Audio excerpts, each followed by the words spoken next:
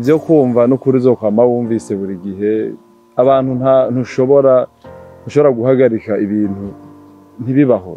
Je ntavyo noshobora, hari n'ibihugu ntibirabishobora, urabizi neza canke muravyumva, ntabwo ushobora guhagarika umuntu avuga. Hari n'igihe aba ariko kazi kiwe, iyo umuntu ari ku kazi kamubesheje uramureka agakora, iyo akoze ibitemewe akabihanirwa. Akazi kanje ndagakora, nkagerageza kugakora neza, hanyuma sinshobora kubuza abandi bantu bakora akazi kabo. Ivyo kumva uzokwama wumvise, ahubwo ivy'agaciro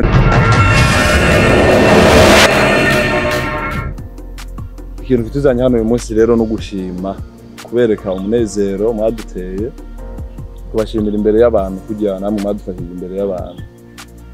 Twashimiye kwihereranya umunezero twagize nyuma y'ibiteramo twateguye.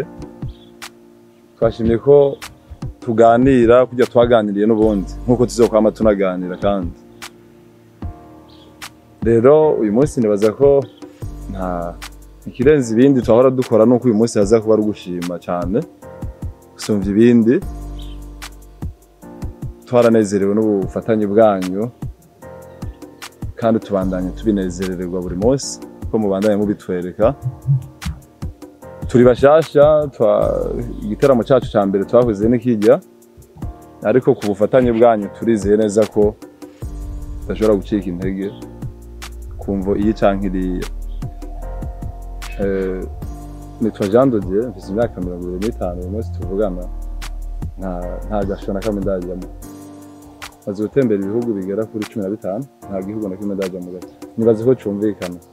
Ikibazo c'ibiteramo bigira kabiri wari kuravuga, twaravyanditse kandi bituvuye ku mutima.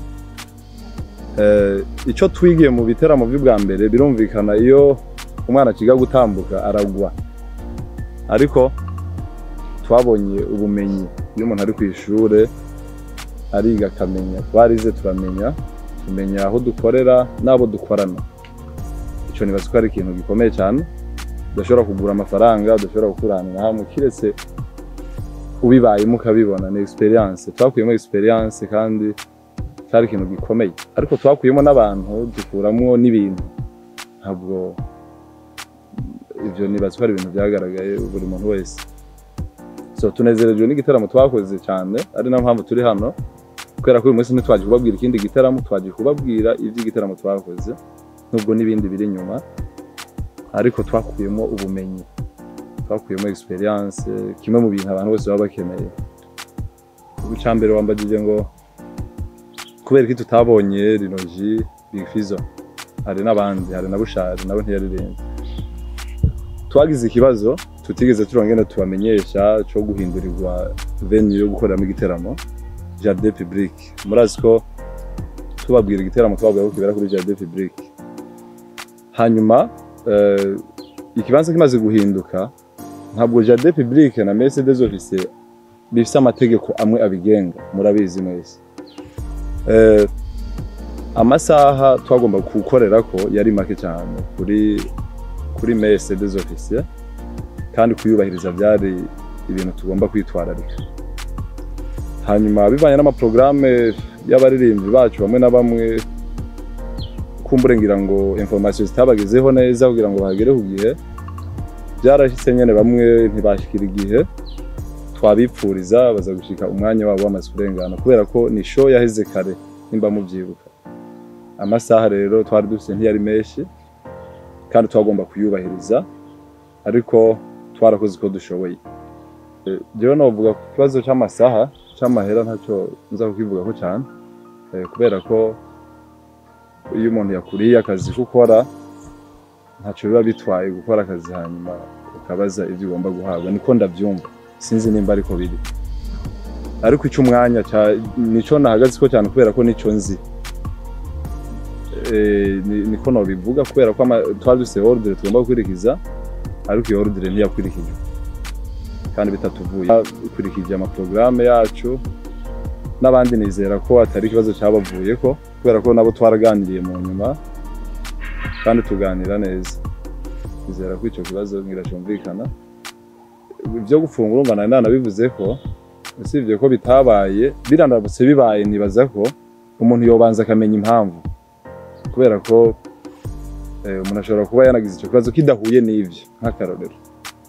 Rero nibaza ko ico gupfungwa ntikirabaho ntaco ndakiziko, ariko kinaramutse kibaye ngira nticoba gihuye n'ivyo, coba ari nk'ikindi kibazo kanaka. Abafise ubwoba nabo birabaho, haba hakenewe kwizera umuntu mugira mukorana.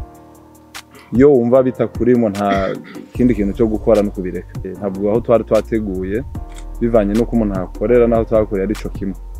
Ico kintu ntabwo urumva no kikubesha. Urumva ko cyaciye kinagira ama impact mabi ku baririmbyi bacu bose ntibaronka umwanya uhagije, ariko turabishima ko byagenze, twaragerageje ko dushoboye. Ico ni ikintu kimwe nkuko babimbagije.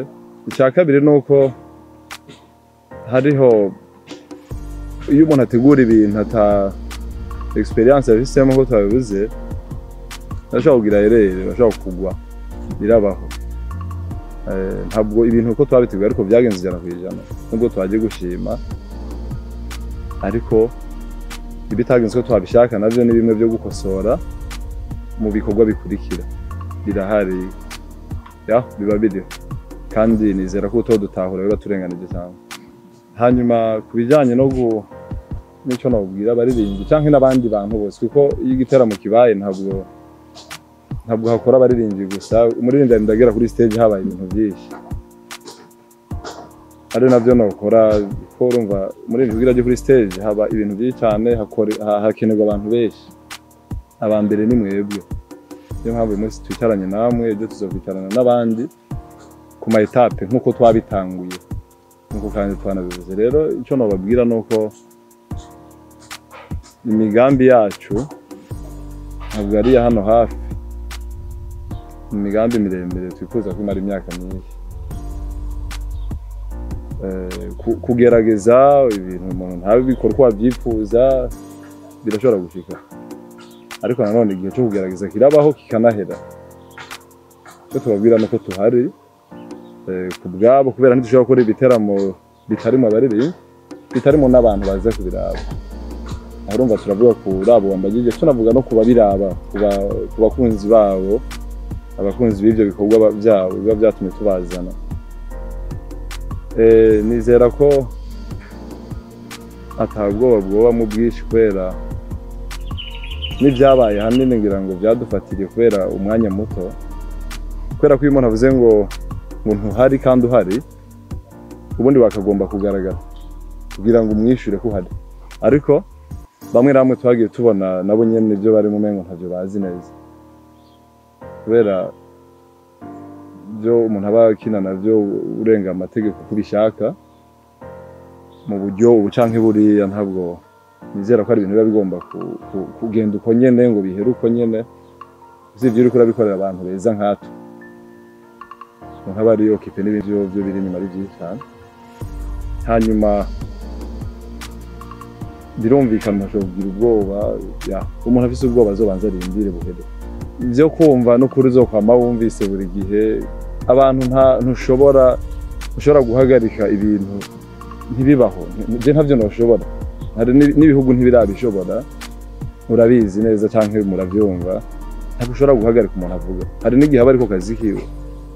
Iyo umuntu ari ku kazi kamubesheje uramureka agakora, iyo akoze ibitemewe akabihanirwa. Akazi kanje ndagakora, nkagerageza kugakora neza. Hanyuma sinshobora kubuza abandi bantu bakora akazi kabo. Ivyo kumva uzokwama wumvise, ahubwo ivy'agaciro n'ivyo ndakubwiye canke ivyo ubonye nk'umunyamakuru w'umwuga kameme. Twebwe ico nobivuga ko ivyo twe tuzobandanya ibikorwa twatanguye, twe tubaza imbere nka nano company, turafise ivyo twababwiye dukora, turafise ivyo twagiye gukora hano, turafise mission. Iyo mission rero ntirahera, tuzobandanya uko tubishoboye. Hanyuma ico nosaba abantu bamwe na bamwe nkabo, turipfuza nabo ko bakora bakatwereka uko ibintu bigenda, bakatwereka nimba twakoze concert ntigende neza, birabaho, ariko nabo bakore izindi. Igihugu ni kinini, ni cyacu twese, tugomba kugikorera twese. Ni byiza ahubwo urumva turakenera abandi bantu benshi bagenda nabo bazane Davido, uravyumva, bazane Wizkid, turabe ingene babigenza, hanyuma natwe tubigane mu nyuma. Birumvikana dukurikiraho bakoze nabo bandi bantu.